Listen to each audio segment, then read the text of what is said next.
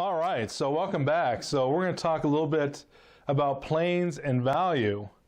So this right here, whenever we're drawing, we want to start thinking of planes, flat planes. So this right here is an apple that we've got here, and this apple has been broken down into 1, 2, what do we got here? 5, 10, 15, 20, 25 planes, and then another 3 back there. So quite a few different planes.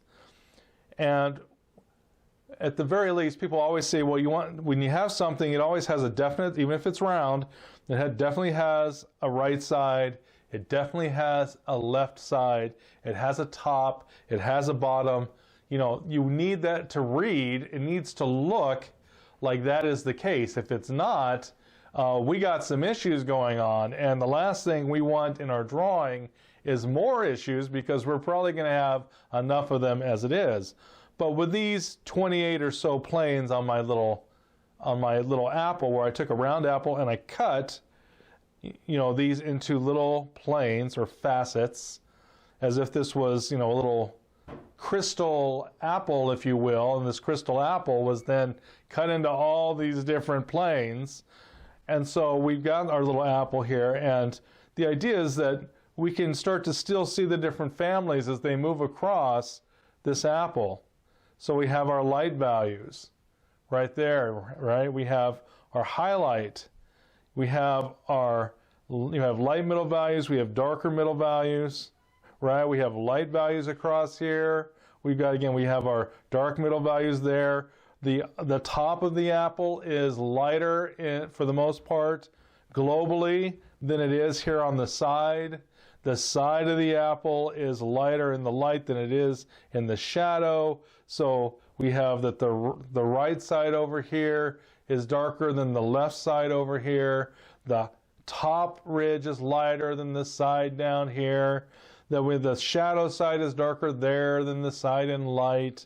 The underside, now we have some of the underside has reflected light, but the underside, and this should probably be a little bit darker through here, not necessarily there, but the underside in the places where it's not catching reflected light should be darker than this place here. So these are actually probably a little bit too light. I used my imagination on this, and I'm looking at this and going, yeah, this reads, this side here is lighter overall than this here, which is not good. That's wrong. But that's at least what we're trying to do, is that every time you have a change in plane, you have a change in value. So values are constantly moving, they're constantly changing, and even if we cut this into 28 planes, each one of these plates is going to be slightly different than the value next to it, which is interesting, because if we actually take our eyes and squint our eyes and start marking these down on our value scale, we're going to find that there's basically 6 or 7 values in here. So it's not 28 different values, it's really only 6 different values, or 7 if we start adding cast shadow. So this is the idea that we're going to start working with, is looking for planes. And this is, again, it's just an apple, but we're going to do the same thing with our pear. So right here we've got our pear, and this is a pear right here, is just round. So this would be like our cone slapped into a sphere, and this is what we get. And this has nice smooth value. We have our core shadow, dark tone, reflected light, dark middle values, light middle values, light values, highlight, light middle values, light middle value. This top here is lighter than the side. This top ridge line right through here is lighter than the side. This side where the light is lighter over here than this side over there.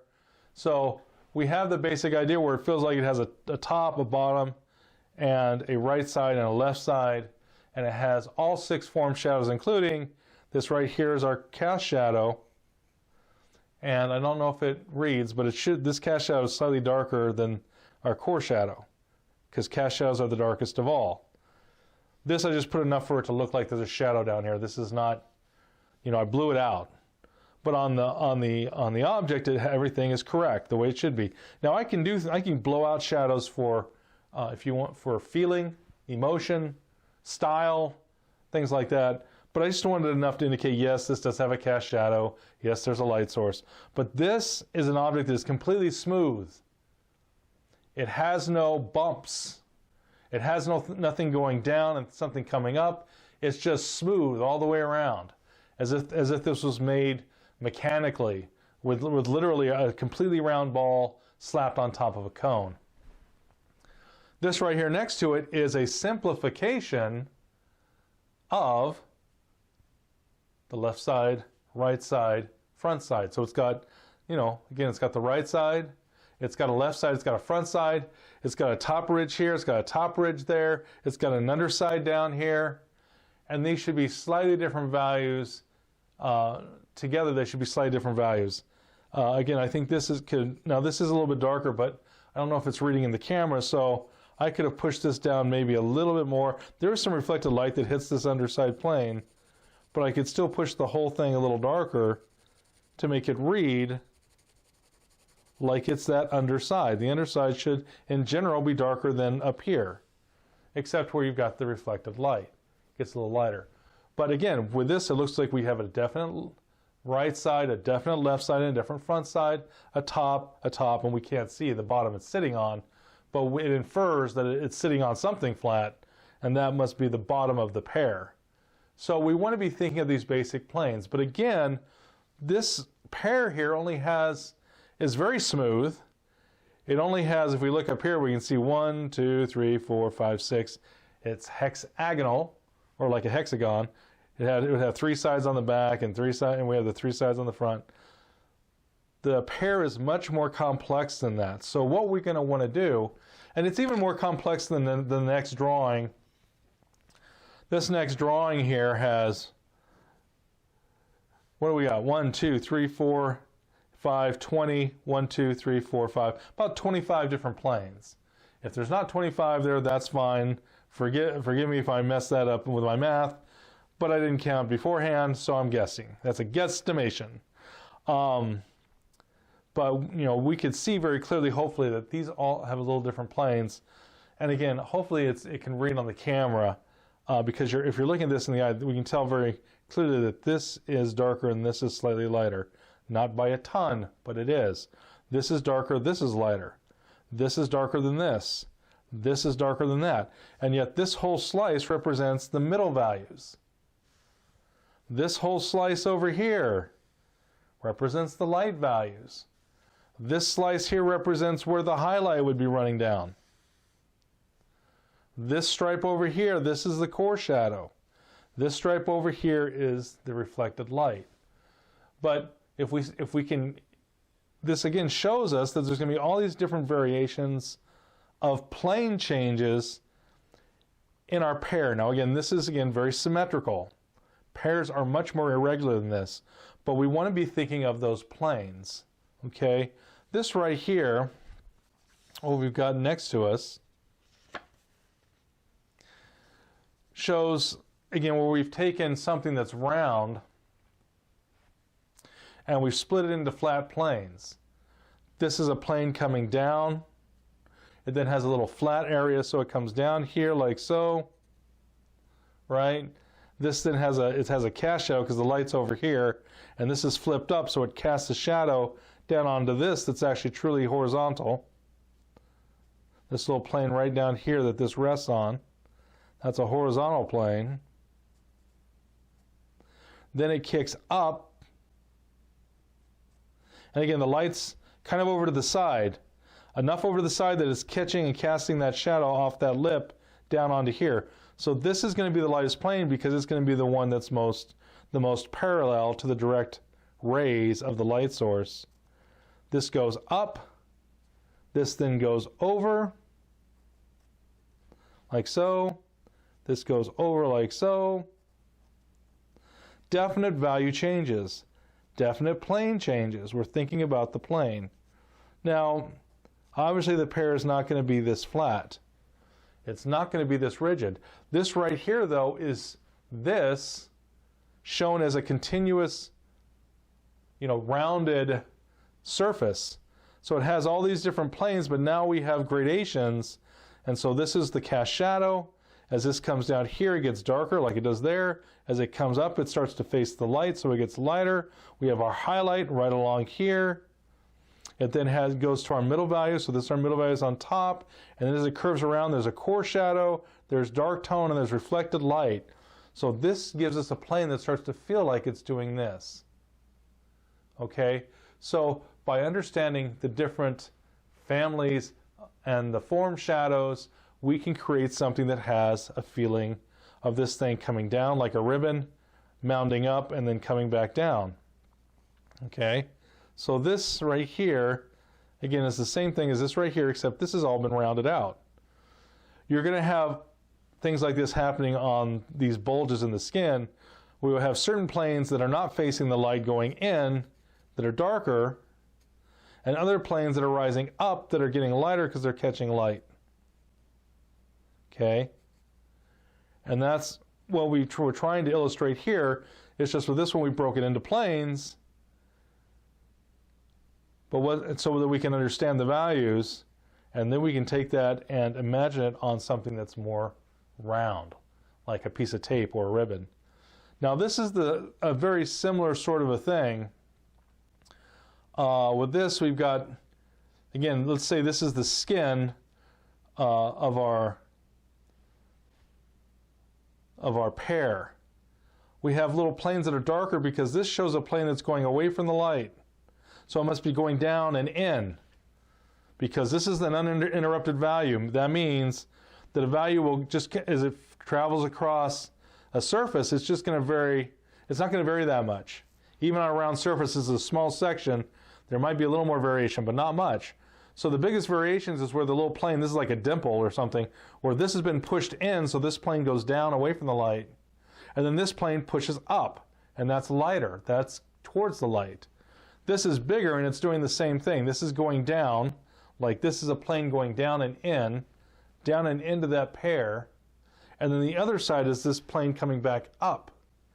Okay? And because of that, this right here is getting darker as this is coming down, and then this is getting lighter as this is coming back up, and then this is the surface that's going to be that steady value going across there.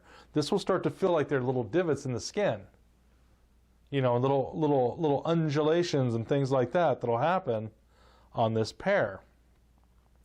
This is like this over here is like a mound. So if we had something that was mounded or rounded like this, and I kind of made it flat this way, we could have curved this a little bit by doing this, making it so that the line was not so flat going across it. That would help. So this shows that this is not only round this way, because this is showing that it's round this way, because it has a light side, light values, highlight, light middle values, dark middle values, core shadow. You can say these are light values, then light middle values, then dark middle values, core shadow, dark tones, reflected light. This is showing that this is round. Okay? Now originally I had this straight up and down, which means it's round this way, but straight that way. That rarely would happen.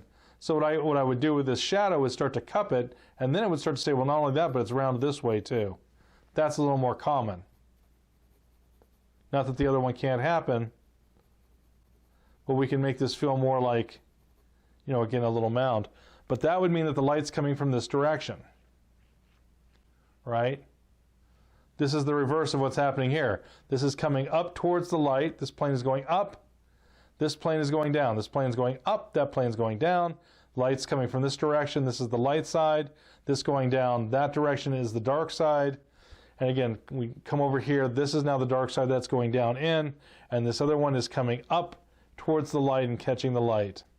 All right? So we're going to look for these when we're drawing the pear, is by understanding the planes and being able to look for something where when we're drawing a pear that has a definite left side, and a definite left side, a definite right side, a definite front side.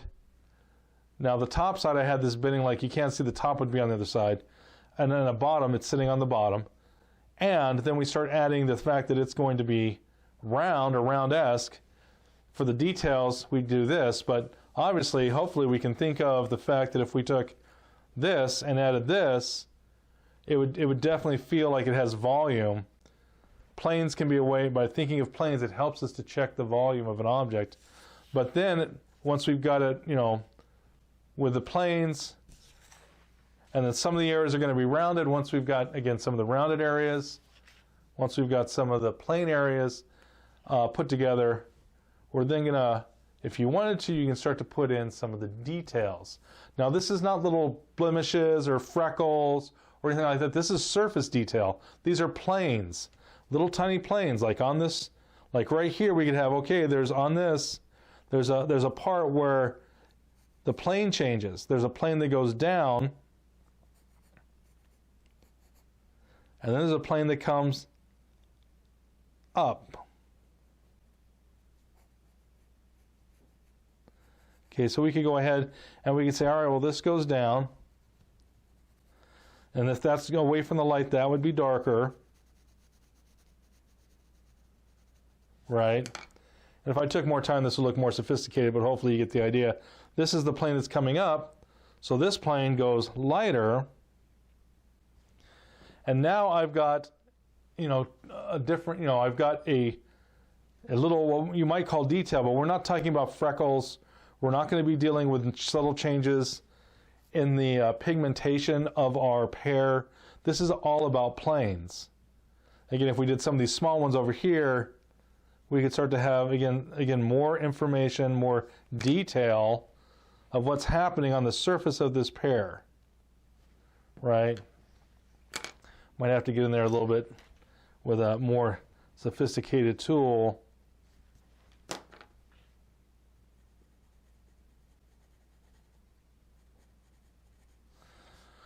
Again, we're going to start to put, you can start to put little divots in here. I could also, again, if we could then also, again, start to turn this, right now it's a plane, but if I came over here and depending on how much I feather that plane, it's going to start to turn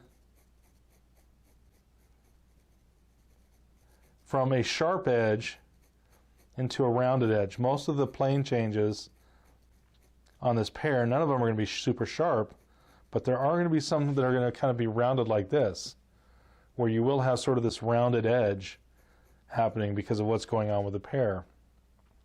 So again, to do that, I would just, now I wouldn't necessarily start with a pear this angular, but understand that even if I did, I could come in here and start to vary the values and vary the tones and very quickly start to get something that's going to look like that pear is going to start to emerge, because all I'm going to do is I'm going to start to blend out by bringing value off that edge, and that edge begins to turn. It begins to become a semi-hard edge. And if I keep bringing it out, it's going to become a semi-soft edge. And if I keep bringing it out, it can become so soft that it looks just like form shadow. So I could very quickly, and if I wanted to, I could, because this is so harsh, again, if I had an edge there I need to really get rid of, I could, take my little blending tool, and I could go ahead and really start to. Now, because I blended it, it got darker, so now it looks like there's sort of a bump there or something. But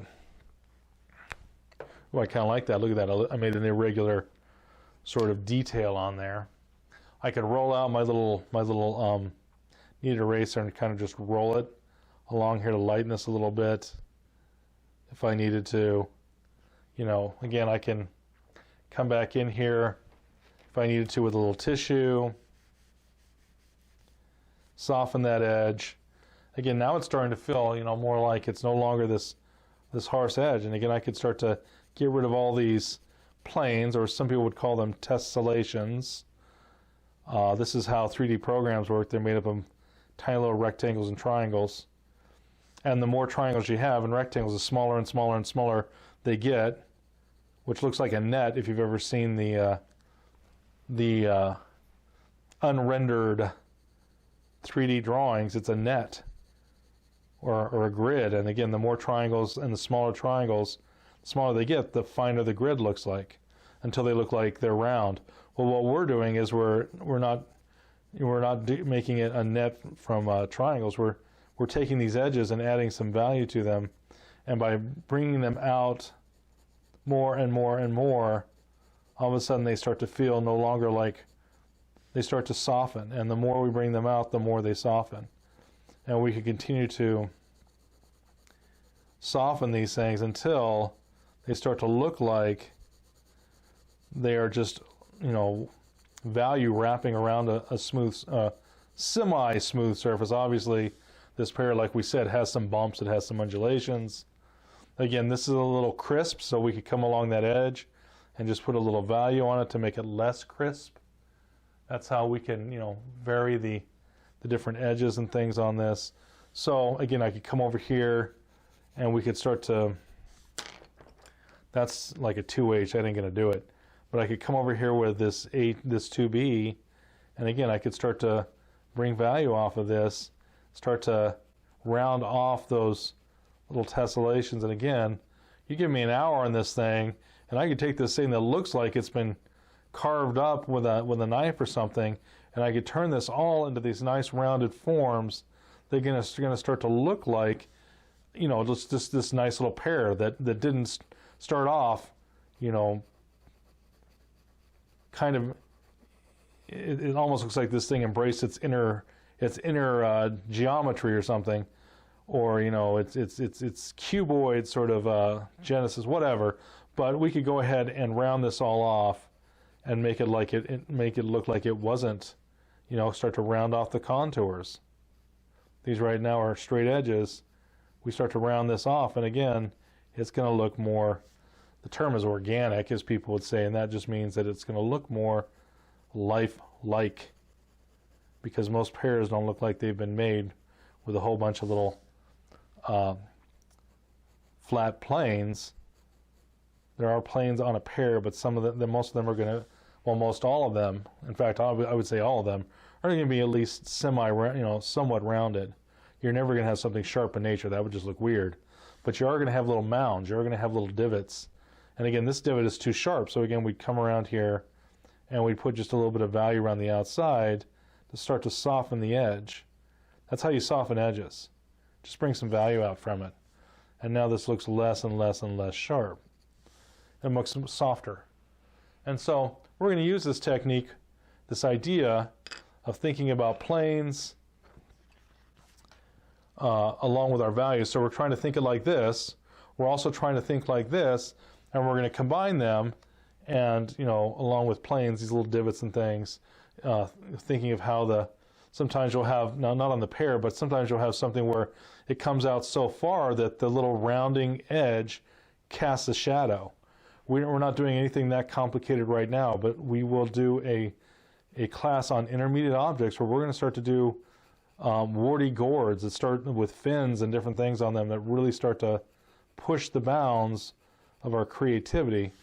But we're not going to start off with that. So again, I could take this very quickly and again just apply some magic to it, and within minutes we could start to make this start to look, again, it's so close to being pear-like.